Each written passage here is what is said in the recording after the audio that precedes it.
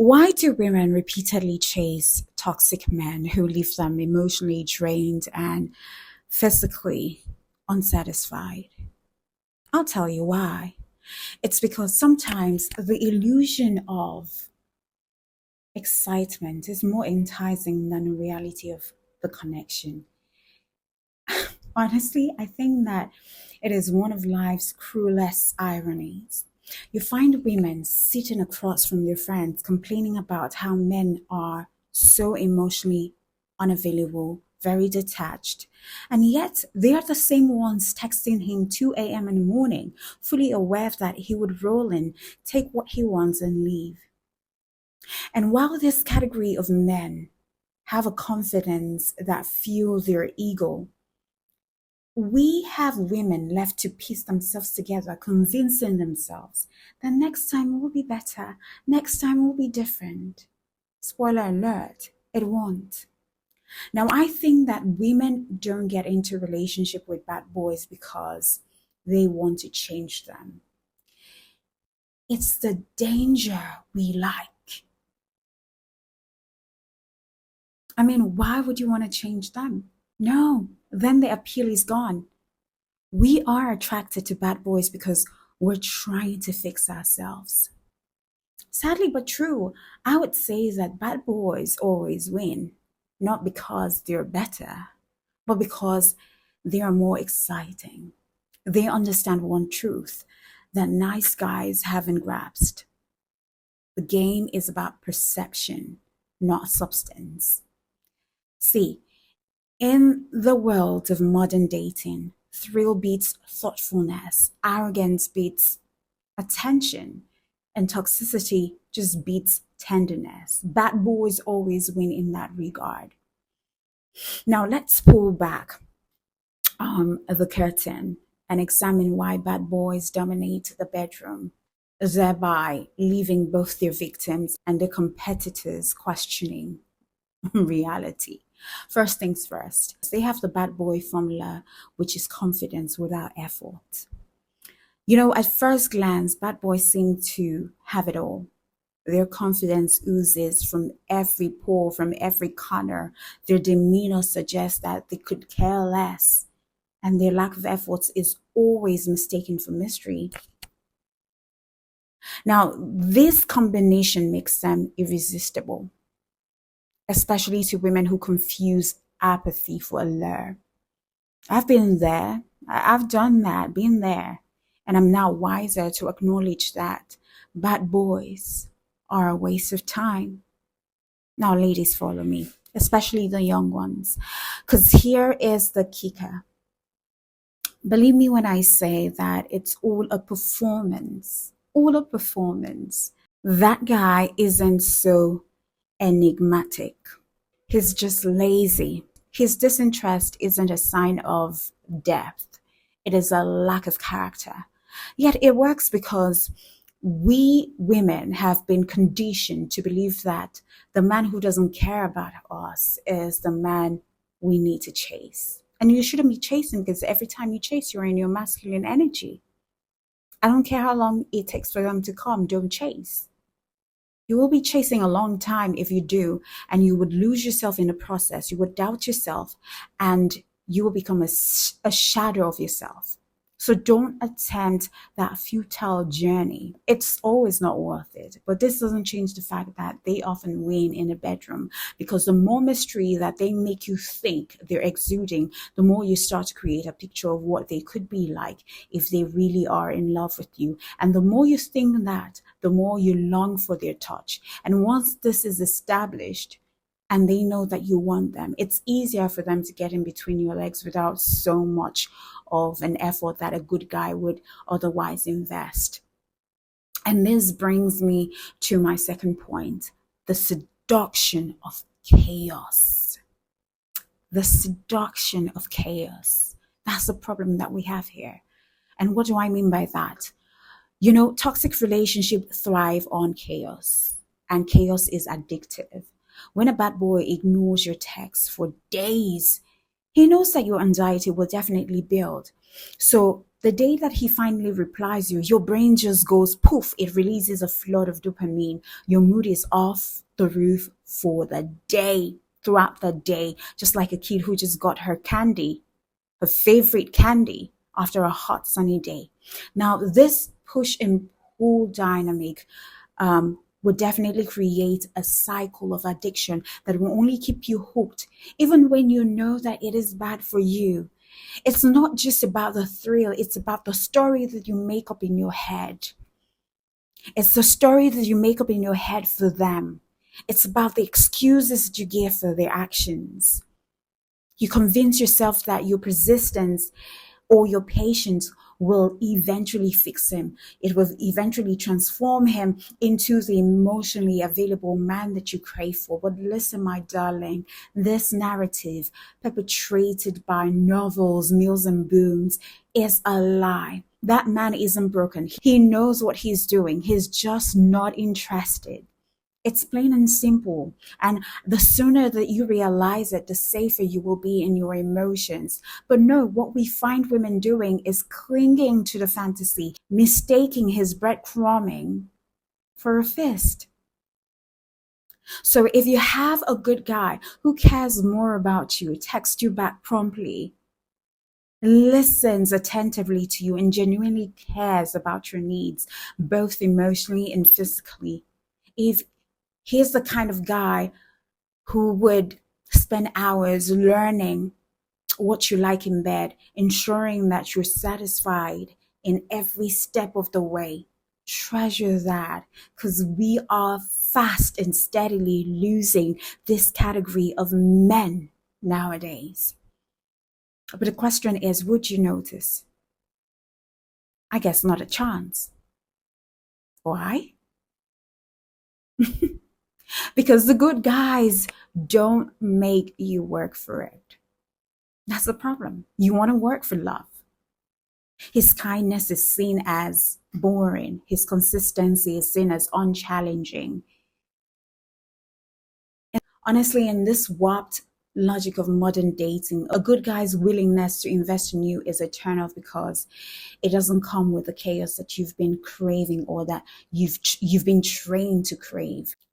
You will have to realign your mindset overall if you don't want to hurt deeply emotionally. Now, let's get real here. Bad boys aren't winning in the bedroom because they're particularly skilled. In fact, they're often very selfish. They're lazy and dismissive in the bedroom. If you've ever dated a bad boy, you'll notice that he doesn't even ask you what you like. He doesn't care about what you like. He assumes you're there to serve his needs. And after that, he's done and dusted. The fact is, his arrogance isn't sexy. It is a red flag. Don't let that get you turned on. Yet, you will see all of that, but you will interpret his confidence as competence. How do you think that? You find yourself filling the gaps with your own fantasies that you've created, convincing yourself that the bad boy's lackluster effort is somehow your fault. You start building the fantasy of what could be between both of you.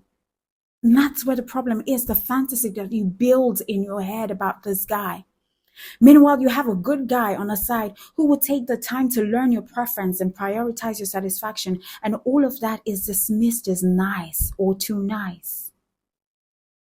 Yet you're suffering in silence, thinking about a bad boy who is probably not worth anything at the end of the day if you take out the time to really come out of your daydreaming. Because what's stopping you from seeing reality is your fantasy of what could be. Most of the time, what makes people special in our eyes is the love that we have for them. Take that love away, they become ordinary. And that's what detachment can do for you in the case that you're hooked up to a bad boy who is apparently playing games with you or playing the hot and cold dynamics with you or hot and cold games with you. Honestly, I think that when you get to a certain age in life, you will discover that your time and mental energy are so important and needs to be protected at all cost. So some things you don't allow, you protect and you build up a boundary. Take this home. when I say that every encounter with a bad boy will surely leave you feeling more hollow than ever before. You will tell yourself that you're having fun, living your best life, embracing freedom, but deep down you know the truth that you're just settling. And you're only settling because you have that scarcity mindset. You're settling for a man who sees you as disposable. You're settling for experiences that would leave you unfulfilled. You're settling for a cycle of highs and lows that would erode your self worth at the end of the day. This is what I call emotional fallouts. The fallout is just as damaging. I'm just daily watching women so beautiful choosing men that leave them questioning their value. It's crazy, but I understand because everyone has their attachment style. I do have my attachment style and I know it, and I think that you should know yours. And until you figure what your attachment style is, you would always find yourself going back to the toxicity that may or may not destroy you, but oftentimes will destroy you or damage you. See, most women have left good guys wondering if being kind, being attentive, and emotionally available is worth it when it clearly doesn't pay off at the end of the day. And what happens? We create another monster. We create another bad guy out there. Some men just, in their frustration, turn bitter and become bad. Others just try to emulate the bad guy's toxic behavior, perpetuating the cycle of dysfunction. So we need to end this. And trust me, women were not only to be blamed because culture plays a significant role in this dynamic. From a young age, women are bombarded with the media that glorifies the bad boy archetype. And the message is clear. Passion equals pain. If it is not painful, it's not worth it. The more he makes you suffer, the more he cares, the more he must care. Or the more that he doesn't call, the more that he's detached. Maybe he loves you so much and he just doesn't want to show it.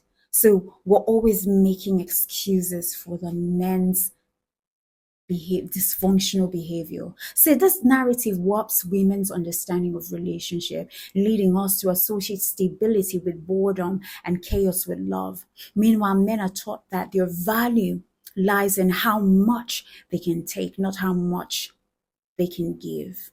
And so you find men taking and not giving. You find men asking, what do you bring to the table? When apparently women bring a lot. If a woman can bring a life to earth, birth a child, that's more than enough that she has brought to the table. If a woman can care for your kids, groom them while you're away, not putting so much effort, that's a lot a woman has done. If a woman can feed you with the money that you have given to her, make your home peaceful, that's a lot that she's brought to the table. So any man who asks a woman what you bring, what do you bring to the table is not man enough. Honestly, it is sad to watch, and it's a toxic feedback loop that benefits no one except the bad guys who manipulate with nothing else but by charm and indifference. The cycle has to break. If women want to stop ending up with bad boys, then we need to confront some uncomfortable truths. Here's a roadmap. You need to stop chasing red flags, honestly. Once you see red flags, run away. Because confidence without substance isn't sexy. It is manipulative. You need to learn to distinguish between real charisma and empty bravado. You need to value efforts. Good boys aren't boring. They're rare. And soon, good boys will go extinct. But I'm happy to see how millennial parents or mothers are training their children, their boys especially, to be good, to be kind, to be empathetic. I love that. So we're not going extinct. Good people aren't going extinct. So please recognize the difference before it's too late. Understand your pattern. If you keep choosing men who treat you poorly, badly, I think it is time for you to ask why. Why you? What exactly are you looking for? And why do you think chaos equals love? Are you trauma bonding or what? Figure that for yourself. Know your attachment style. And then demand better. You deserve more than a 2 a.m. booty call. Stop settling for crumbs and start expecting the whole damn meal, darling, because you deserve it. You are a damn whole meal. Don't subject yourself to such men. And for the good guys out there, I want to take out time to say this. Don't lose yourself in the process. Keep being kind, keep being attentive and authentic. The right person will see your value without needing to be convinced. And to this end, I would say that bad boys win because the game is rigged in their favor. They thrive on chaos. They exploit the insecurities and fantasies of women who mistake drama for desire. But their victory is hollow. Their appeal is fleeting. Trust me, when you get in and you observe clearly who this bad boy is, you will discover that the confidence that you find sexy will fade and the allure will no longer be there. The fantasy that you once created about them in your head will disgust you because you've placed them on a pedestal that wasn't deserving at all. And eventually your patience will run thin and run out. And when it does, the world will still be needing the good guys after all. Men who understand that real connection requires effort, respect, and yes, foreplay. And to the women who are thrilled by the idea of a bad boy, I would advise you to stop romanticizing heartbreaks. Figure out what's triggering you, what's making you attached, what's attracting you to bad boys, because there's got to be something. It has to be abandonment, attachment style, fear of abandonment. So when he doesn't call you, when he doesn't text you, that's when you want to find out, you want to attach you. That's when you start getting attached to him. Or that's when you start fearing being abandoned and you start to chase. If that's your problem, then you know you need to talk to a therapist so that they can help you from that situation. Okay? So this is when we ended. I hope you learned one or two. Please don't forget to share my content, spread it wide, and subscribe. Hit the notification bell to get notified if you're not yet subscribed on my channel. I will be right back when I do. God bless you.